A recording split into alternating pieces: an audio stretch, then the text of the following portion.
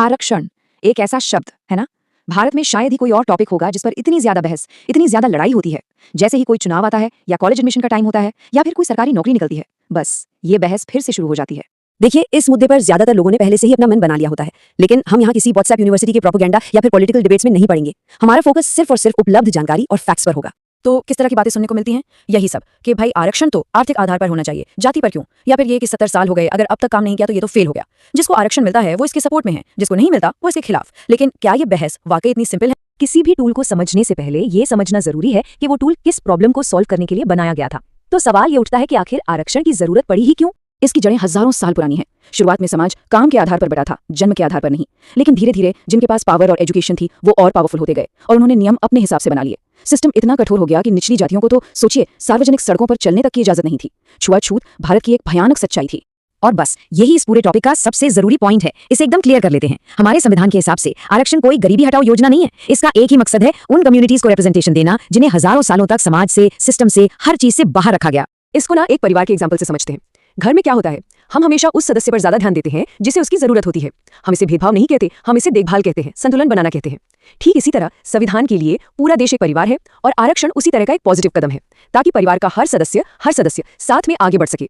अच्छा, थ्योरी तो बहुत हो गई, अब जरा नंबर्स पर आते हैं। जमीनी हकीकत देखते हैं। आबादी और रिप्रेजेंटेशन के आंकड़े हमें क्या कहानी बताते हैं? 2011 की जनगणना और मंडल कमीशन के डेटा को अगर देखें तो SC, ST और OBC ये सब मिलकर देश की आबादी का लगभग 75 से 77% हिस्सा हैं।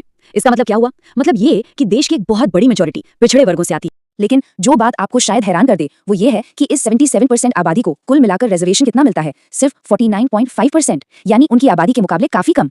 और इससे भी बड़ी एक और हकीकत है, 42,000 ये एक नंबर है। 2020 के डेटा के मुताबिक SC, ST, OBC के लिए आरक्षित 42,000 से ज्यादा सीटें खाली रह गई, भरी ही नहीं। अब सवाल उठता है क्यों? वजह सीधी सी है, उन सीटों के लिए क्वालिफाई करने के लिए जो बेसिक रिसोर्स चाहिए, जो मौके चाहिए, वो कैंडिडेट्स के पास थे ही नहीं। चलिए अब आते हैं उन मेन आर्गुमेंट्स पर जिनकी वजह से इस टॉपिक पर इतनी गर्मागर्म बहस होती है। सबसे बड़ा तर्क यही है कि आरक्षण आर्थिक आधार पर होना चाहिए, पर जैसा हमने अभी समझा, आरक्षण गरीबी मिटाने के लिए है ही नहीं। गरीबी के लिए सरकार की दूसरी स्कीमें हैं, मनरेगा है, पेंशन योजनाएं हैं, सब्सिडी है। आरक्षण तो उस सामाजिक भेदभाव के लिए है जहां कोई अमीर होने के बावजूद अपनी जाति की वजह से भेदभाव झेलता है। तो फिर एक सवाल आता है कि EWS यानी इकोनॉमिकली वीकर सेक्शन वाला जो आरक्षण है, क्या वो सही नहीं है? वेल चलिए इसके प्रैक्टिकल चैलेंजेस को देखते हैं। EWS आरक्षण को लागू करने में सबसे बड़ी दिक्कत ये है कि इनकम को ट्रैक कैसे करें। 8 लाख रुपए सालाना की जो लिमिट है उसमें तो देश की 90 से 95% आबादी आ जाती है। और नकली इनकम सर्टिफिकेट बनवाना कितना आसान है ये हम सब जानते हैं, जबकि उसे वेरीफाई करने का कोई पक्का सिस्टम हमारे पास है ही नहीं। अब कोई कह सकता है कि जाति सर्टिफिकेट भी तो नकली बन सकता है, पर असलियत में ऐसा नहीं होता। क्यों? क्योंकि कोई भी ऊंची जाति का व्यक्ति सामाजिक भेदभाव के डर से खुद को निचली जाति का नहीं कहलाना चाहता। उसे शायद नौकरी मिल भी जाए लेकिन समाज में जीना बहुत मुश्किल हो जाएगा। तो फिर ये सवाल उठता है कि एक सोशल जस्टिस का टूल, एक पॉलिटिकल हथियार आखिर बना कैसे? इसकी शुरुआत तो पूना पैक्ट से हुई थी, लेकिन 1989 में जब VP सिंह ने अपनी सरकार बचाने के लिए मंडल कमीशन की रिपोर्ट लागू कर दी, तब से ये एक बहुत बड़ा पॉलिटिकल मुद्दा बन गया। और उसके बाद तो लगभग हर पार्टी ने इसे अपने अपने वोट बैंक को पक्का करने के लिए इस्तेमाल करना शुरू कर दिया। और यही इसकी कड़वी राजनीतिक सच्चाई है। किसी एक समुदाय को आरक्षण दे दो तो उनकी आने वाली पीढ़ियां भी आपको ही वोट देंगी। ये विकास करने जैसे लंबे और मुश्किल काम से कहीं ज्यादा तेज और आसान पॉलिटिकल जीत है। और यही वजह है कि कोई भी पार्टी इसे हटाने का रिस्क नहीं लेना चाहती। तो इन सब सियासी दांव पेच के बीच में सवाल यह है कि आज के समय में जब समाज इतना बदल रहा है, क्या हमें वाकई आरक्षण की जरूरत है? इसका जवाब ना एक हाल के एग्जाम्पल से मिलता है। सरकार ने लैटरल एंट्री यानी बिना परीक्षा और बिना आरक्षण की सीधी भर्ती की। रिजल्ट क्या आया? एक भी कैंडिडेट पिछड़े वर्ग से सिलेक्ट नहीं हुआ। ये साफ साफ दिखाता है कि अगर आज आरक्षण को हटा दिया जाए तो क्या हो सकता है। और ये कोई एक अकेली घटना नहीं है। सरकारी विभागों में 400 से ज्यादा RTI फाइल की गई और उनमें पता चला कि बड़े पदों पर पिछड़े वर्गों का रिप्रेजेंटेशन लगभग 0 था। इससे पता चलता है कि आज भी जरूरी पोजीशंस पर एक ही वर्ग का दबदबा कायम है।